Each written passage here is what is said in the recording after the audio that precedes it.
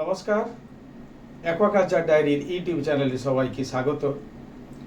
আমরা প্রায় যে ভিডিওগুলোতে আলোচনা করেছি চাষি ভাইদের যে সমস্যা, বিভিন্ন রকম যে মাছ চাষ বা মাছের প্রজননের দিকগুলো নিয়ে আলোচনা করেছি।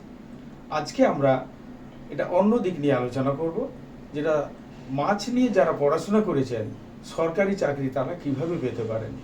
সেই সরকারি চাকরি পাওয়ার ক্ষেত্রে আমাদের পশ্চিমবঙ্গে মূলত দু ধরনের একটা পরীক্ষা হয়। একটা হচ্ছে ফিশারি ফিল্ড অ্যাসিস্ট্যান্ট এবং একটা হচ্ছে এফিও মানে ফিশারি এক্সটেনশন অফিসার। অর্থাৎ যারা ইন্ডাস্ট্রিয়াল ফিশ অ্যান্ড ফিশারিজ নিয়ে পড়াশোনা করেছেন তাদের জন্য মূলত যেটা সরকারি নিয়ম অনুসারে ফিশারি ফিল্ড অ্যাসিস্ট্যান্টের যেটা পরীক্ষা হয় বা ইন্টারভিউ হয়, যে পরীক্ষার মাধ্যমে চাকরি। আর তেমনি ফিশারি এক্সটেনশন অফিসারেও বিভিন্ন সময় পরীক্ষা, সেটা মৌখিক হতে পারে, রিটেন হতে পারে। এর জন্য এর প্রস্তুতি হিসাবে যেটা দরকার আছে মূলত, যে আমাদের এই পরীক্ষাগুলোর জন্য অনেক সময় যেটা এমসিকিউ বা মাল্টিপল চয়েস কোয়েশ্চেন হয়, সেই জন্য সবার কাছে আমাদের যারা পড়াশোনা করেছেন সেই ছাত্রছাত্রীদের সাহায্যার্থে এই বইটা এখানে লেখা হয়েছে, যেটা MCQ in fisheries and aquaculture.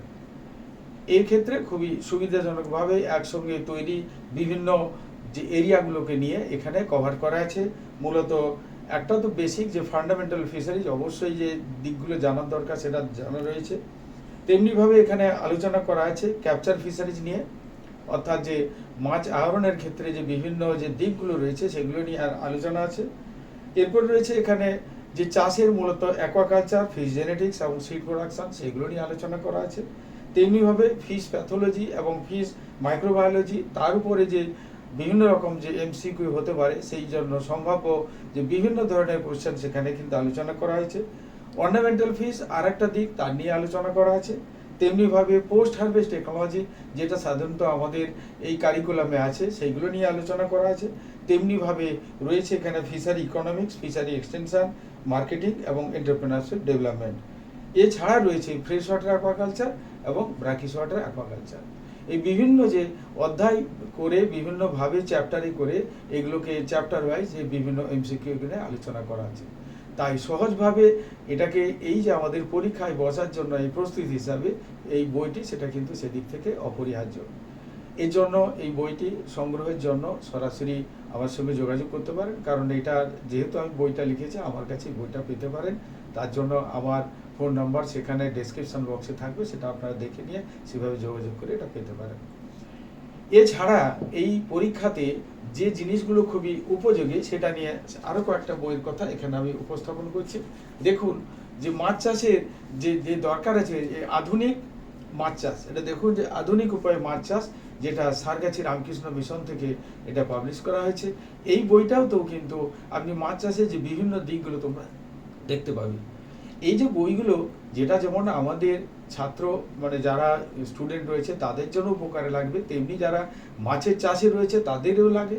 এছাড়া মাছের প্রফেশনালে যে কোনোভাবে রয়েছে, সে ব্যবসা হোক বা পড়ানোর ক্ষেত্রে সবার জন্য এই বইগুলো কিন্তু উপযোগী। কারণ খুবই মানে নিজের যে অভিজ্ঞতা, সেই অভিজ্ঞতার উপর ভরসা করে এই বইগুলোকে কিন্তু খুব প্র্যাকটিক্যালভাবে এটাকে লেখা হয়েছে। এছাড়া আর একটা বই আছে, যেমন বৈজ্ঞানিক পদ্ধতি মাছ চাষ, সেটা আরও কিছু বিষয়ের তারতম্য রয়েছে। এই বইটা কিন্তু ভারত সেবাশ্রম থেকে পাবলিশ করা হয়েছে। এই বইটাতেও আপনারা কিন্তু সাহায্য পেতে পারেন, যেমন পরীক্ষার জন্য, রিটেন এক্সাম, তেমনিভাবে ভাইবার জন্য বা এবং এখানে যে চাকরিরত অবস্থায় যে বিভিন্ন জায়গায় যে সমস্যা সমাধানের জন্য এই বইগুলো কিন্তু খুবই উপকারী। তেমনিভাবে চলে আসছি যে মাছের প্রজনন, এটা বিভিন্ন ধরনের মাছ যে প্রজনন, আমরা যেমন ছাত্র অবস্থায় কত রুই, কাতলা, মৃগেল এগুলোর জন্য আমরা পড়েছি, যেটা ডক্টর হিরালাল চৌধুরী 1957 সালে মানে প্রজনন প্রক্রিয়া আবিষ্কার করার পরে সেই যে তার ইতিহাস ধরে বিভিন্ন সময়ে যে বিভিন্ন যারা বিজ্ঞানীগণ বিভিন্ন রিসার্চ প্রতিষ্ঠান থেকে যে অনেক রকমের মাছের উপর যে প্রজনন প্রক্রিয়া আবিষ্কার হয়েছে, সেগুলো মাছ, চিংড়ি এবং কাঁকড়া, তার প্রজনন পদ্ধতি নিয়ে এই বইটিতে আলোচনা করা আছে। এইটা রামকৃষ্ণ মিশন অর্থাৎ সারগাছি রামকৃষ্ণ মিশন থেকে এটা পাবলিশ করা হয়েছে। এছাড়া যারা খুব স্পেশালিস্টভাবে এই ক্যাটফিশের প্রজনন এবং চাষ নিয়ে করতে পারবেন, তার জন্য এটা আছে এই ভারত সেবাশ্রম থেকে এই বইটিও পাবলিশ করা আছে। এখানে বিশদভাবে যে বিভিন্ন ক্যাটফিশ, নিশ্চয়ই বুঝতে পারছেন, এই যে যেমন যে শিঙি, মাগুর, পাবদা, ট্যাংরা, বোয়াল আর এবং এটা পাঙ্গাস, এই মাছগুলো নিয়ে একটা বিশদভাবে কিভাবে তার পুকুর তৈরি করতে হয়, কিভাবে প্রজনন করতে হয় এবং প্রজননের পরে সেই মাছকে কিভাবে খাওয়াতে হয় তার নিয়ে এখানে বর্ণনা করা আছে। তাই এই যে বিভিন্ন আসপেক্টগুলো যদি পড়াশোনা করেন বা যারা করেন, অর্থাৎ যেমন কৃষক বন্ধুরা উপকৃত হবেন, তেমনিভাবে কিন্তু আমাদের যে ছাত্র বন্ধুরা যারা বিভিন্ন পরীক্ষার জন্য প্রস্তুতি নিচ্ছেন তাদের এটা খুব কাজে লাগবে বলে এটা আমার আশা করি। আমরা জানি যে এরকম বিভিন্ন রকম স্পেশালাইজ ফিল্ড রয়েছে যেটা নিয়ে আমাদের পড়াশোনা করতে হয়। তার ভিতরে একটা রঙিন মাছ রয়েছে, একটা অন্যতম দিক। এই বইটাও কিন্তু এই রঙিন মাছের যে প্রজনন এবং চাষ নিয়ে সেখানে বিশদভাবে আলোচনা করা হয়েছে। তাই এখানে এই রঙিন মাছ সম্বন্ধে একটা বিস্তারিত জানার জন্য এবং তাদের শুধু প্রজনন প্রক্রিয়া নয়, যে শিশু খাদ্য কিভাবে তৈরি করতে হয়, অর্থাৎ যে লাইভ ফুড কালচার কিভাবে করতে হয়, সেই ব্যাপারটা কিন্তু এই বইটিতে বর্ণনা করা আছে। তেমনিভাবে যতই আমাদের চাষ যখন আমরা করি, বিভিন্ন জায়গায় যে প্যারামিটার কন্ট্রোল করা হয় এবং সেখানে দেখা আছে যে কম জলে যখন অধিক সংখ্যক মাছ ছাড়া চাষ করা হয়, সেই জায়গাটাতে তখন আমাদের সেই জলের প্যারামিটার নিয়ন্ত্রণ করতে হয় এবং তার জন্য যেটা সহজ যে পদ্ধতি সেটা বায়োফ্লক ফিশ কালচার বলা হয়, যেটা কিনা ট্যাঙ্কেও যেমন করা সম্ভব তেমনি পুকুরেও কিন্তু করা সম্ভব। এই বায়োফ্লক ফিশ কালচার জন্য এটা তার জন্য একটা বিশেষ বই আছে, তাতে কি করা যেতে পারে, যেই যে প্যারামিটারগুলো কীভাবে কন্ট্রোল করা হয় সেটা নিয়ে বিশদভাবে বর্ণনা করা আছে।